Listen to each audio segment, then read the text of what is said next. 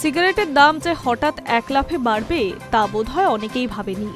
কেন্দ্রীয় সরকারের নতুন বিল পাশ হলে একটিমাত্র সিগারেটের দাম 18 থেকে বেড়ে সরাসরি 72 টাকায় পৌঁছতে পারে।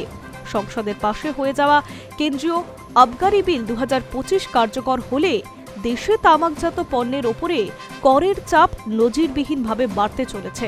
একটাই লক্ষ্য, সিগারেটের ব্যবহার কমানো। শুক্রবার রাজ্যসভায় বিলটি অনুমোদন পেয়েছে। পরে তা লোকসভায় ফেরত পাঠানো হয়। অর্থমন্ত্রী পঙ্কজ চৌধুরী সংসদে বিলটি পেশ করেন।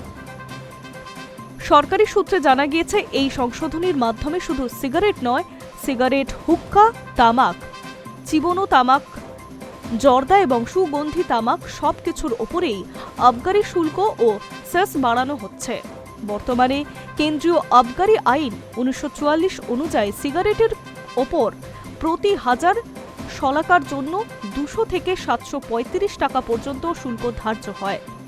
সিগারেটের দৈর্ঘ্য ও ধরন অনুযায়ী নতুন সংশোধনীতে সেই শুল্ক বাড়িয়ে করা হচ্ছে প্রতি হাজারে 2700 থেকে 11000 টাকা। অর্থাৎ বাজারে একটি মাত্র সিগারেটের দাম প্রায় 4 গুণ বেড়ে যাওয়ার সম্ভাবনা তৈরি হয়েছে। এই খবর সোশ্যাল মিডিয়ায় ইতিমধ্যেই তোলপাড় করছে। বিশেষ করে রেডিটে এই সম্ভাব্য মূল্যবৃদ্ধি নিয়ে শুরু হচ্ছে তর্কাতর্কি। একজন ধূমপানকারী লিখছেন, আমি নিজেই স্মোকার, তবু এই সিদ্ধান্তটা ভালো লাগছে। এতে ছাত্রছাত্রী আর তরুণদের মধ্যে ধূমপান কমতে পারে। হয়তো আমি ছাড়তে পারবো না, আবার কেউ কেউ বিষয়টিকে ব্যঙ্গের সুরেও দেখছেন। দিল্লির দূষিত বাতাসের প্রসঙ্গ টেনে একজন লেখেন, আমার কি, আমি তো দিল্লির হাওয়াতেই বেঁচে আছি, ফ্রি ফ্রি ফ্রি।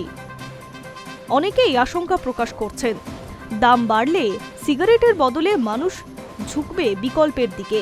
এবার সবার হাতে ভ্যাপ দেখা যাবে, মন্তব্য একজনের। আবার কেউ কেউ এক ধাপ এগিয়ে চিন্তিত অবৈধ বাজার নিয়ে। তাদের বক্তব্য, এত দাম বাড়লে নকল বা বেআইনি সিগারেটের রমরমা বাড়বে, যার স্বাস্থ্য ঝুঁকি আরও ভয়াবহ।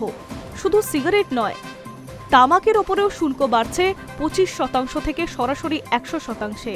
হুক্কা তামাকে বাড়ছে 25 থেকে 40%।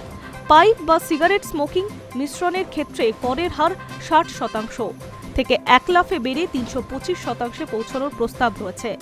স্বাস্থ্য বিশেষজ্ঞদের একাংশ এই সিদ্ধান্তকে স্বাগত জানালেও বাস্তবে এতে কতটা ধূমপান কমবে তা নিয়ে প্রশ্ন থেকেই যাচ্ছে।